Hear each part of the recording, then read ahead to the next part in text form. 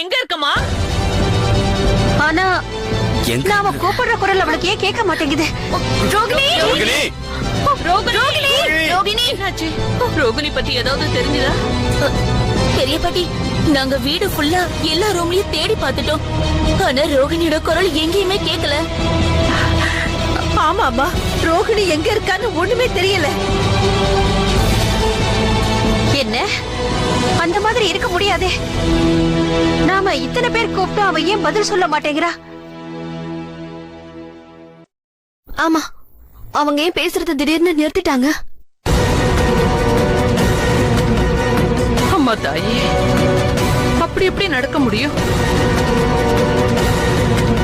ரோகிணி அப்புறம் பிரேமோட விடுதலை இந்திராவதியோட மரணத்துல முடிஞ்சிரும் பார்த்தோம். நான் என்ன சொல்ல வரேன்னா, ஒருவேளை சீமா இந்திராவதிய கொன்னுட்டான்னா அப்புறம் அதுக்கப்புறமா ரோகிணி எப்படி காணாம போக முடியும்? நம்ம குருஜி இருந்தா அப்ப அவர் கண்டிப்பா பேசி இருந்திருப்பாரு. ஆனா இப்ப அவர் வேற இல்ல. வணக்கம். வணக்கம் பண்டிதரே. வாங்க பண்டிதரே, போய்கிட்டு இருக்கேன். அதனால உங்களை சந்திச்சிட்டு போலான்னு வந்தேன்.